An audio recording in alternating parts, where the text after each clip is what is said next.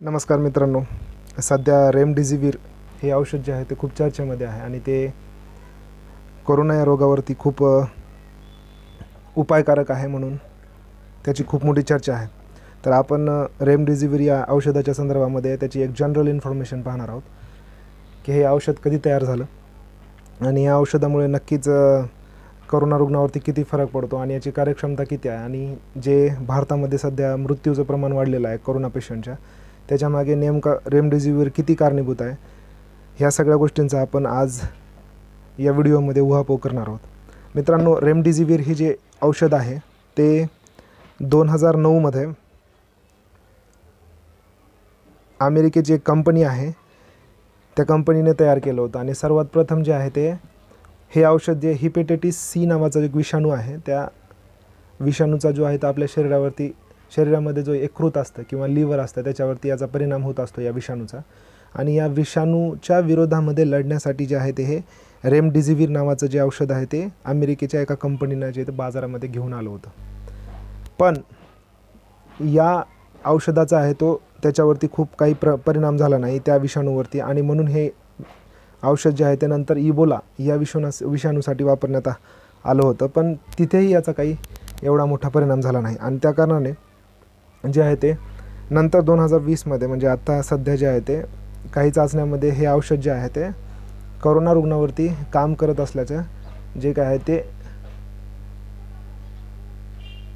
काही टेस्ट आलेले आहेत, त्यानुसार जे आहे ते आपण रेमडेसिवीरच्या संदर्भामध्ये माहिती बघणार आहोत. तर मित्रांनो, हे औषध जे आहे ते विषाणू विरोधी औषध आहे. म्हणजे जर आपल्या शरीरामध्ये एखादा विषाणू जर गेला असेल तर तो आपल्या शरीरामध्ये जो आहे तो मल्टिप्लाय होत असतो, म्हणजे तो वाढत असतो आणि त्या वाढण्याला जो आहे तो हा औषध जे आहे ते प्रतिबंध करत असते. मित्रांनो, जे आहे ते आपण रेमडेसिवीर किती मोठ्या प्रमाणामध्ये इफेक्टिव्ह आहे किंवा त्याचं किती कार्यक्षम आहे कोरोना पेशंटवरती हे पाहण्या अगोदर एक न्यूज पाहूया. ही एक लोकसत्तामध्ये 16 एप्रिलला आलेली न्यूज आहे की कोरोनाने पतीचा मृत्यू झाल्यानंतर महिलेची मुलासह आत्महत्या. तर मित्रांनो, इथे एक छोटीशी बातमी दिसत आहे. मित्रांनो, ही बातमी इथं पाहू शकता तुम्ही. ही रेमडेसिवीर न मिळाल्याने टोकाचा निर्णय.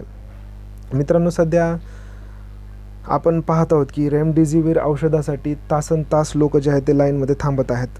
त्यानंतर प्रचंड मोठी किंमत मोजत आहे, त्याचा काळा बाजार सुरू आहे या औषधाचा आणि त्यामुळे लोक जे आहे ते प्रचंड लाईनमध्ये थांबून आणि प्रचंड पैसे मोजून जे आहे ते हे औषध घेण्याचा प्रयत्न करत आहेत. पण 16 एप्रिलची एक लोकसत्तामध्ये बातमी होती की त्या बातमीमध्ये आईवडिलांच्या उपचारासाठी रेमडेसिवीर न मिळाल्यामुळे एका युवकाची जे आहे ते आत्महत्या केलेली आहे. तर मित्रांनो, हे रेमडेसिवीर जे इंजेक्शन आहे किंवा औषध जे आहे ते किती कार्यक्षम आहे कोरोनावरती हे आपण सर्वात अगोदर पाहूयात. तर मित्रांनो, डॉक्टर संजय ओक जे आहेत ते राज्य करोना कृती दलाचे प्रमुख आहेत. त्यांचा रेमडेसिवीरच्या संदर्भामध्ये काय त्यांनी नेमकं सांगितलेलं आहे हे आपण पाहूया. ते म्हणतात की रेमडेसिवीर हे औषध जे आहे ते विषाणू विरोधी आहे आणि विषाणूच्या वाढीला अवरोध करते. म्हणजे जर आपल्या शरीरामध्ये विषाणू शिरला तर ते विषाणू जो आहे तो वाढू देत नाही. पण हे औषध कधी कामासाठी आहे? हे औषध पेशंटला किंवा कोरोनाचा संसर्ग झाल्यानंतर दुसऱ्या दिवसापासून ते 9व्या दिवसापर्यंत हे वापरावयाचे औषध आहे. म्हणजे 10व्या दिवसानंतर जर तुम्ही या औषधाचा वापर करण्याचा प्रयत्न केला तर याचा काहीही उपयोग जे आहे तो पेशंटवरती होणार नाही. किंवा जर पेशंटला सतत ह्याच्या 6 मात्रा दिल्या आणि 6 मात्राच्या नंतर जर हे औषध पेशंटला देण्याचा प्रयत्न केला तर ते औषध जे आहे ते पूर्णपणे निरुपयोगी असणार आहे. मित्रांनो, त्याच्यानंतर दुसरं एक आहे शशांक जोशी म्हणून आहेत, ते डॉक्टर शशांक जोशी, त्यांनीसुद्धा या संदर्भामध्ये एक जे आहे ते स्टेटमेंट दिलेलं आहे. ते म्हणतात की रेमडेसिवीर जे आहे ते हे जादूची कांडी नाही. योग्य वेळी तातडीने या आजाराचे निदान होणे आणि त्यासोबतच प्राणवायू आणि पालथे झोपणे या बाबींनी सुद्धा कोरोना रुग्णाला अधिकाधिक गुण येणार आहेत.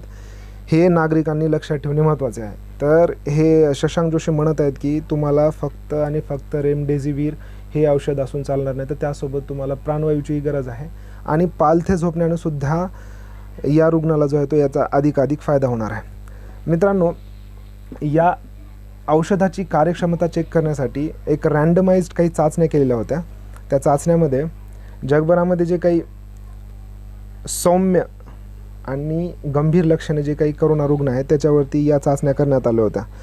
तर त्या चाचण्यामध्ये असं दिसून आलं की रुग्णालयातील जे काही करोना रुग्ण आहेत त्यांचा मुक्काम 1 ते 3 दिवसापर्यंत कमी करण्याव्यतिरिक्त रेमडेसिवीरचा कोणताही उपयोग दिसून आला नसल्याचे राज्य करोना दलाने स्पष्ट केले आहे.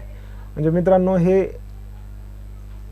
जे औषध आहे ते करोनावरती उपाय नसून ते करोनाचा जो विषाणू आहे त्याला त्याच्या वाढीसाठी जे आहे ते हा वाढ जे आहे ते होऊ देत नाही.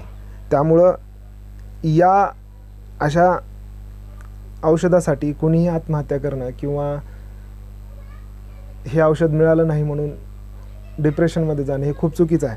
मित्रांनो, याच्या संदर्भामध्ये एक आर्टिकल म्हणजे एक न्यूज होती कालच्या लोकसत्तामध्ये की रेमडेसिवीरसाठी जीवघेणी धावपळ अनाठाई, आणि त्याच्या संदर्भामध्ये इथे डॉक्टर शशांक जोशी आणि संजय ओक यांनी हे त्यांचे स्टेटमेंट दिले होते. तुम्ही हे चेक करू शकता. मित्रांनो, मृत्यूची नेमकी कारणे काय आहेत? मग करोना रुग्णांच्या मृत्यूची नेमकी कारणे काय आहेत? रेमडेसिवीर नसून कोणती कारणे आहेत? तर मित्रांनो, तुम्ही बघतच आहात, दर दिवशी आपण पेपरमध्ये पाहत आहोत की गंभीर रुग्णांच्या तुलनेमध्ये खाटा, म्हणजे जे हॉस्पिटल्स आहेत आपल्या इथे, शासकीय हॉस्पिटल्स असतील किंवा प्रायव्हेट हॉस्पिटल्स असतील, तिथे खाटा खूप कमी पडत आहेत. त्यानंतर प्राणवायूचा साठा जेमतेम आहे. म्हणजे आपण दररोजच पाहत आहोत की प्राणवायू जे आहे ते पेशंटला न मिळाल्यामुळे प्रचंड मोठ्या प्रमाणामध्ये पेशंट जे आहेत ते दगावत आहेत. आणि तिसरा म्हणजे रेमडेसिवीरचा तुटवडा. या संदर्भामध्ये आपण माहिती पाहणारच आहोत. तर मित्रांनो, आजची जर तुम्ही बातमी पाहिली तर लोकसत्तामध्ये एक बातमी होती की प्राणवायू अभावी 1.5 तासामध्ये गोंदियामध्ये 15 जणांचा मृत्यू झालेला आहे. म्हणजे विचार करू शकता तुम्ही, प्राणवायू किती महत्त्वाचा आहे.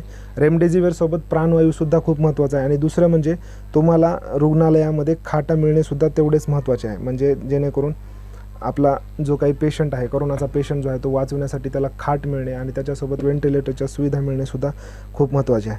आणि सध्या मित्रांनो, जी काही रेमडेसिवीर इंजेक्शनची मागणी मोठ्या प्रमाणात वाढत आहेत, पण पुरवठ्यामध्ये तफावत आहे. कारण जी कंपन्या ज्या आहेत, ज्या 7 कंपन्या भारतामध्ये रेमडेसिवीरचं प्रोडक्शन करतात, त्या कंपन्यांनी याचं प्रोडक्शन कमी केलं होतं. पण आता केंद्राने त्यांना निर्देश दिलेले आहेत प्रोडक्शन वाढवण्यासाठी, आणि प्रोडक्शन वाढवल्यानंतरच याचं जे आहे ते मोठ्या प्रमाणामध्ये उत्पादन झाल्यानंतर आपल्याला जे काही विषाणू आहे, करोनाचा विषाणू जो आहे तो आपल्या शरीरामध्ये गेल्यानंतर त्याच्या वाढीपासून त्याला जर आपल्याला अटकाव करायचा असेल तर या इंजेक्शनची मागणी खूप महत्त्वाची आहे आणि या इंजेक्शनची गरज खूप महत्त्वाची आहे. मित्रांनो, यासोबतच रेमडेसिवीर, खाटा, त्यानंतर प्राणवायूसोबतच आणखी काही उपाय आहेत जे आपण प्रतिबंधात्मक उपाय म्हणतो.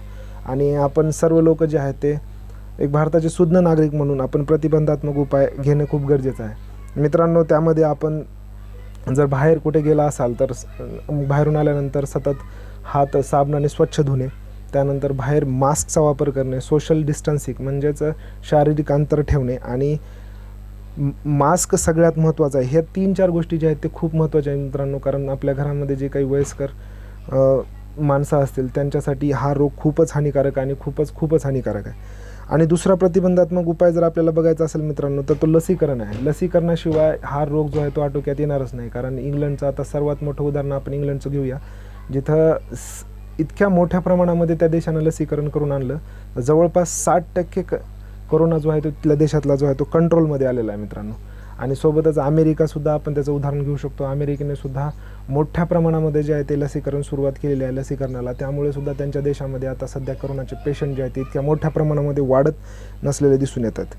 तर मित्रांनो, ही जी माहिती होती ही तुम्हाला कदाचित काही फायद्यासाठी कामाला येईल म्हणून मी ही माहिती जमा केली होती आणि तुम्हाला याच्या संदर्भामध्ये न्यूज दिलेली आहे. जर तुम्हाला ही माहिती आवडली असेल तर प्लीज माझ्या चॅनलला सबस्क्राईब करा आणि ही माहिती सगळ्यात जास्त लोकांपर्यंत कशी पोहोचवता येईल याचा प्रयत्न करा. आणि प्लीज माझ्या चॅनलला जे आहे ते कमेंट्स करा. थँक्यू.